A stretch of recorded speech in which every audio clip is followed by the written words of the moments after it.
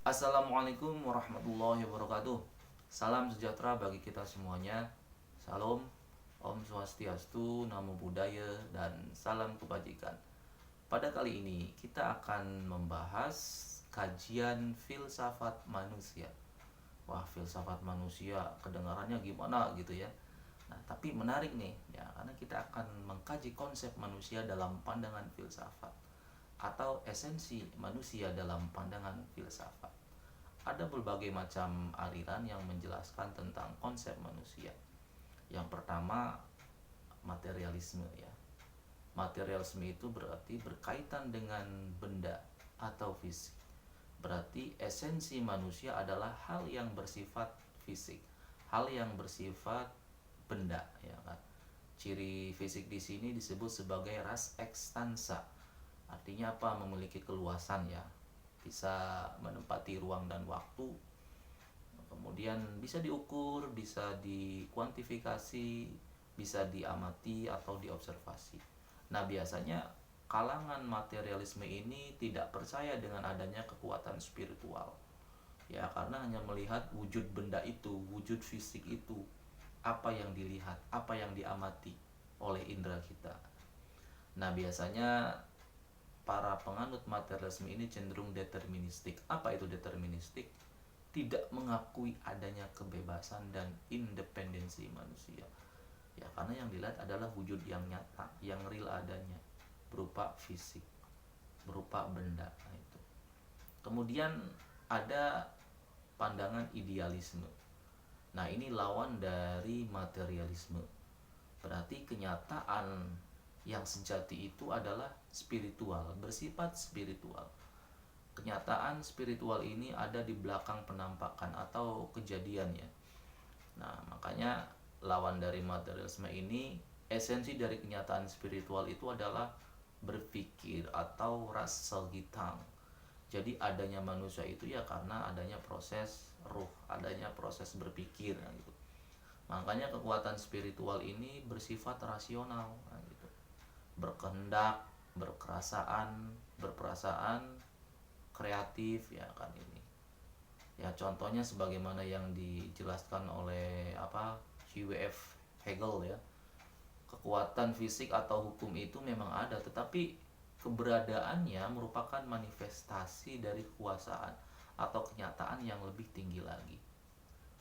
Itu. Kemudian ada juga yang berpandangan tentang kenyataan sejati itu pada dasarnya adalah baik. Baik bersifat fisik maupun spiritual. Ini gabungan dari materialisme dan idealisme. Makanya disebut sebagai dual atau dua ya, dualisme. Jadi esensi dari kenyataan, dari apa yang kita lihat itu adalah esensi dari manusia. Jadi manusia ini punya dua substansi. Yang pertama itu ya wujudnya berupa fisik ya, tubuh kita ya kan melalui seperangkat indera kita, kemudian jiwa ya kan, spirit, roh. Nah, di situ. Salah satu tokohnya adalah Descartes yang mengatakan bahwa bagaimana hubungan antara jiwa dan tubuh, pertalian antara jiwa dan tubuh.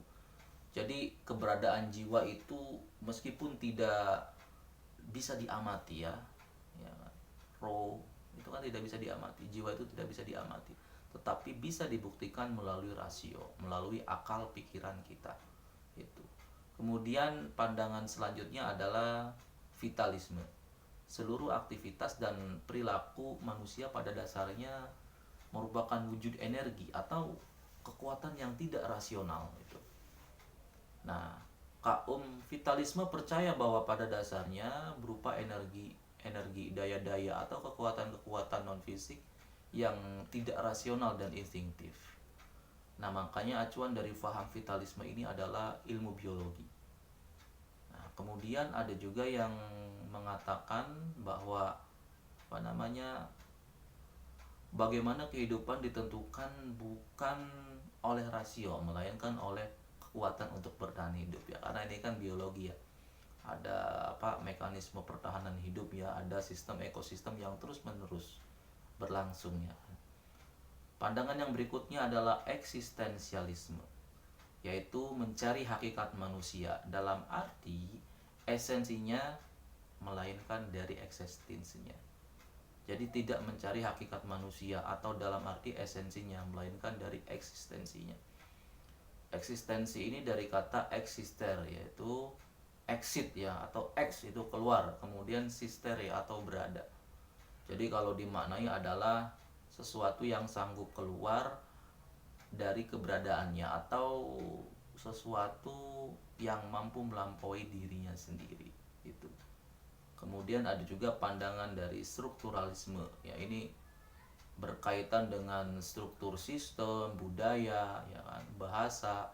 Budaya di sini sebagai kekuatan-kekuatan yang menentukan perilaku, bahkan kesadaran manusia. Ini berkaitan dengan pandangan tentang kebebasan atau keluhuran. Jadi keagungan manusia. Makanya di sini pandangan strukturalisme tidak mengakui adanya ego individu atau kesadaran.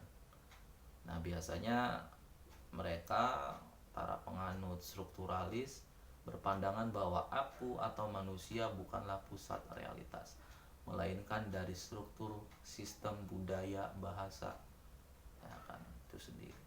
Kemudian yang terakhir ada yang disebut sebagai postmodernisme atau biasa disebut dengan posmo. Nah, ini melawan arus modernis. Ini merupakan gerakan perlawanan ya terhadap modernisme. Jadi di sini pandangannya adalah menafikan dominasi sistem sosial. Sistem sosial budaya, politik, kesenian, ekonomi, arsitektur, bahkan gender ya yang bersifat tumpang tindih dan menyeragamkan umat manusia. Misalnya contohnya banyak saat ini ya, misalkan cryptocurrency, kemudian ya uang digital itu ya, kemudian gadget itu kan, orang-orang banyak ya kan yang berminat menjadi YouTuber. Nah itu, kalau saya bukan YouTuber nih. Oke, saya kira itu aja penjelasan dari saya yang berkaitan dengan esensi manusia dalam pandangan filsafat. Jangan lupa ya kan, klik tombol like dan subscribe. Oke, selamat beraktivitas. Wassalamualaikum warahmatullahi wabarakatuh.